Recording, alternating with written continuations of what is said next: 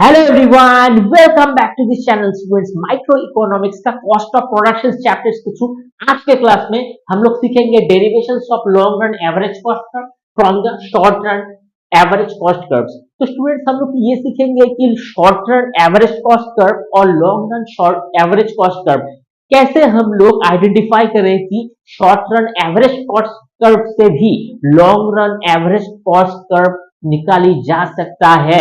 इससे हमें दो चीजों का पता चलेगा कि शॉर्ट रन में हम लोग कैसे बहुत सारा शॉर्ट रन को इकट्ठा करेंगे, फिर जाके लंबी समय के बाद हमारे पास एक डिफरेंट आइडियाज होगा। जैसे हमारे पास एक रिपरकशन होने के बाद हम लोग ट्रेजेक्टरी बना पाएंगे कि शॉर्ट रन से कैसे over the longer period of time के बाद हमारे पास कैसे एक लॉन्ग रन प्रोस्पेक्टस निकल करके आता है। तो चलिए स्टूडेंट शुरू करते हैं। तो स्टूडेंट फर्स्ट ऑफ ऑल यहाँ पे हमारे पास तीनों डायग्राम बिल्कुल रेडी है, ठीक है।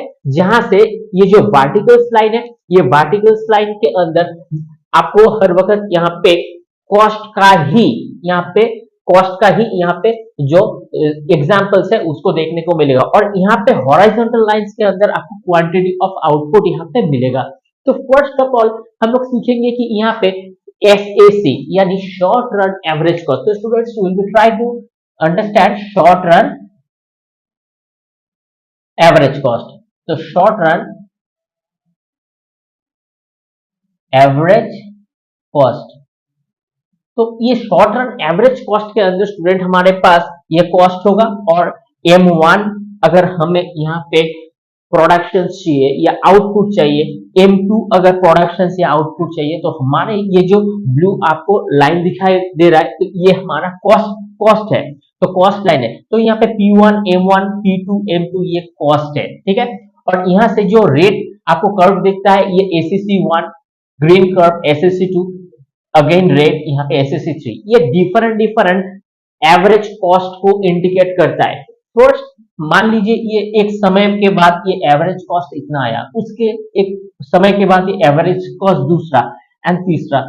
तो स्टूडेंट्स फर्स्ट ऑफ ऑल ये इसके बाद भी अगर आप इसको राइट हैंड साइड में आप देखोगे तो एवरेज कॉस्ट आपको घटे हुए क्रम पे ही देखने को मिलेगा। तो स्टूडेंट्स चलिए हम लोग यहाँ पे देख लेते हैं। सपोज यहाँ पे OM1 हमारे पास प्रोडक्शन हमें चाहिए, ठीक है। तो इसके लिए हमें P1 M1 प्राइस को पे करना होगा। तो हमारे लिए यहाँ पे दोनों ऑप्शंस है, यहाँ पे average cost SAC1 and SAC2, ठीक है। अब किसी समय में एवरेज कॉस्ट अगर ये ज्यादा होता है तो SAC1 is greater than SAC2, ठीक है। अगर किसी समय में ये ज्यादा होता है ये कम होता है तो SAC1 SAC2 ये लेस देन हो जाएगा, ठीक है।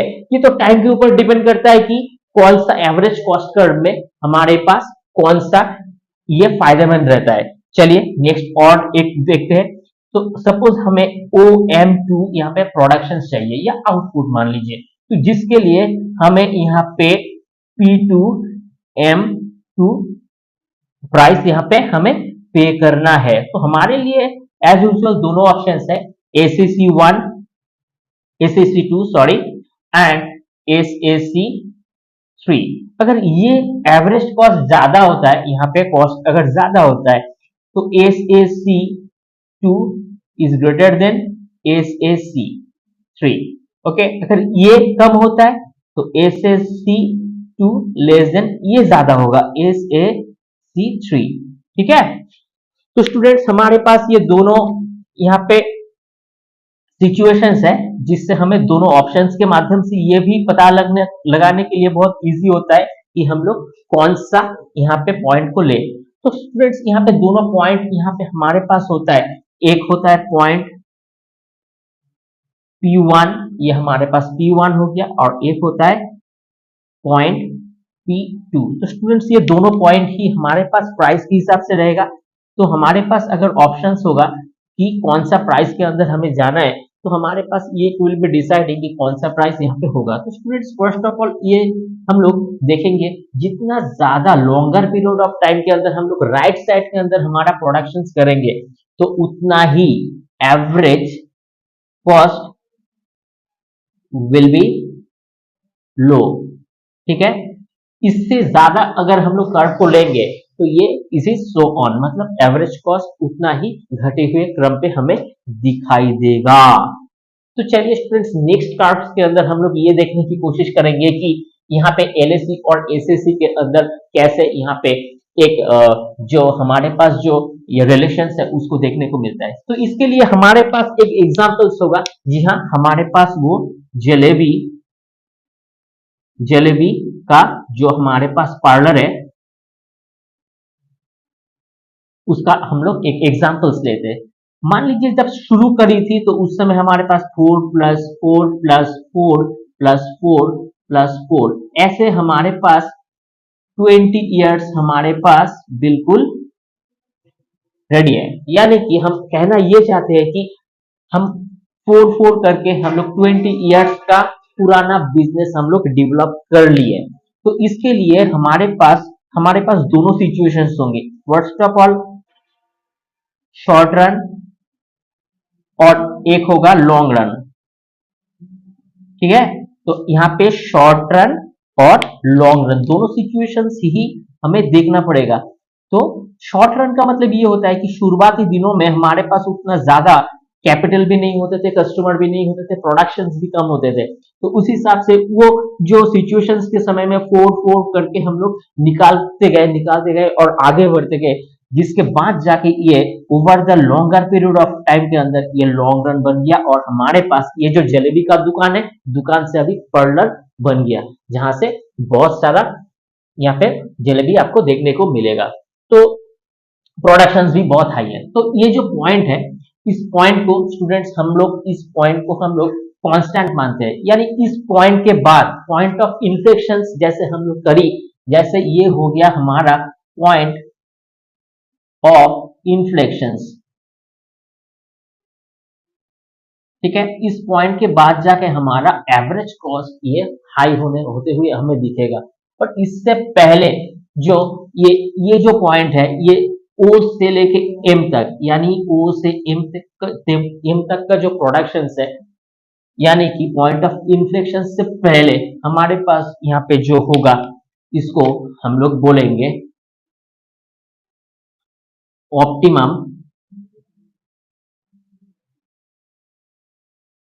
आउटपुट। ठीक है, इसको हम लोग ऑप्टिमम आउटपुट बोलेंगे, हाईएस्ट प्रोडक्शंस। ठीक है, यानी कि हम लोग इसको ऑप्टिमम आउटपुट क्यों बोलते हैं। सपोज हमारे पास यहाँ पे 100 जलेबी होगा। ठीक है, 100 रुपए हमें खर्च कर रहा है, तो यहाँ पे हमें ये ऑप्टिमम प्रोडक्शंस के अंदर 100 रुपए के अंदर ज्यादा से ज्यादा प्रोडक्शंस मिलेगा। लेकिन हम लोग वही जो आगे बढ़ते जाएंगे राइट साइड में, हमारा यहाँ पे जो कॉस्ट प्राइस होगा, महंगाई के थ्रू ये वर्ड आगे बढ़ते जाएगा। तो स्टूडेंट्स, यहाँ पे एसएससी 1 2 3 4 5, ये आप ऐसा ही मान लो कि ये ड्यूरेशन ऑफ द टाइम है। हम लोग इस ड्यूरेशन को निकाली, हम लोग देखी कि बहुत लंबे समय के बाद एलएसी जो है ये यू शेप होके ऊपर की ओर, यानी कि अपवर्ड राइजिंग की तरफ ही ये जाते हुए हमें दिखता है। और यहाँ पे जो पीएम प्रोडक्शन है, इसके बाद हमारे पास यहाँ पे एक टेंजेंट है, इसमें सबसे लो हमें यहीं पे दिखता है। तो इसके बाद जाके ये जो हम लोग अपवर्ड राइजिंग की तरफ देखते हैं ना, तो यहाँ पे हमारा जो कॉस्ट ऑफ प्रोडक्शन है ये हाई होता है, जो हमें एलएसी यानी कि लॉन्ग रन एवरेज कॉस्ट को हमें बताता है। तो हमारे पास इस एनालिसिस के बाद कुछ कॉन्क्लूशंस निकल करके आता है। तो चलिए हम लोग कॉन्क्लूशंस को देखते हैं। तो first of all, at the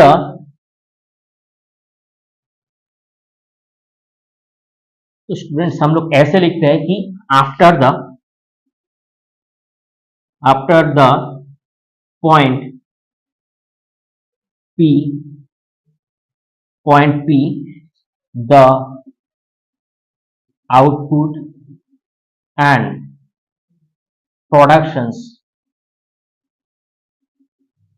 will be costly, ठीक है। इसके बाद जाके प्रोडक्शन इज कॉस्टली, मतलब ये जो प्रोडक्शन होगा ये कॉस्टली की तरफ आपको दिखाई देगा। सॉरी, चलिए नेक्स्ट कंक्लूजन जो हमारे पास है, all the SSC, student ACC कौन सा हुआ, ये सारे के सारे जो छोटे छोटे हमारे पास टाइमिंग्स है, इस टाइमिंग्स को हम लोग एसीसी बोलते हैं, यानी शॉर्ट रन एवरेज कॉस्ट। इसको हम लोग क्या करेंगे, प्लस प्लस कर देंगे, ये प्लस होके हर एक सिचुएशंस के बाद हमारे पास ये लॉन्ग रन आता है, ठीक है। तो ये हमारे पास एडिशन होता है। तो all the ACC will be enveloping among the LAC, यानी ये सारे के सारे जो एसएससी आपको दिखाई दे रहा है, तो ये लॉन्ग रन एवरेज कॉस्ट के अंदर एनवेलपिंग होगा, मतलब सारे के सारा एसएससी एलएसी के अंदर होगा। एसएससी इकट्ठा होगा, फिर जाके हमारे पास एलएसी होगा, ठीक है। LAC among the LAC, but not intersecting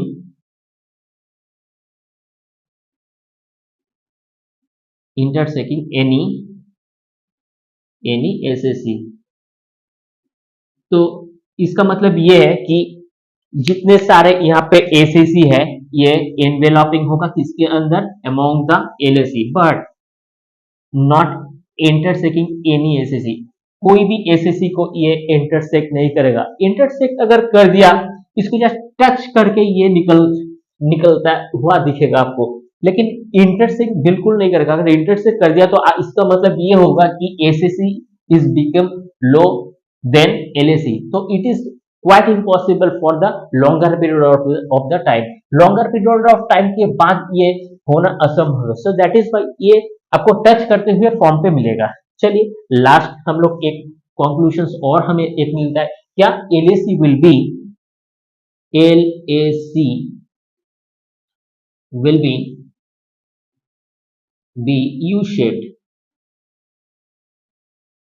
U-shaped, but slightly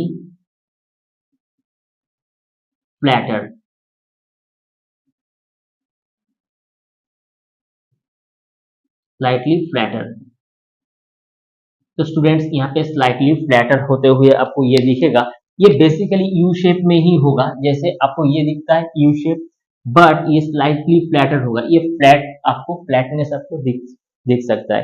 तो ऐसे ही इसी कॉन्टेक्स्ट के अंदर हम लोग एसएससी को जोड़ के हम लोग एलएसी का जो हमारे पास पर्सपेक्टिव है, इसको हम लोग डायग्राम के अंदर देख सकते हैं और समझ भी सकते हैं। तो स्टूडेंट्स चलिए इसको हम लोग एसएससी, एलएमसी और एलएसी के अकॉर्डिंग समझते हैं। स्टूडेंट्स एलएसी और एलएमसी जो है ना, ये बिल्कुल सेम है, ठीक है। इसको हम लोग मान के चलते हैं कि जो यहाँ पे लॉन्ग रन एवरेज कॉस्ट होगा और लॉन्ग रन मार्जिनल कॉस्ट ये सेम होगा। तो इसको अगर if LAC is not too much expensive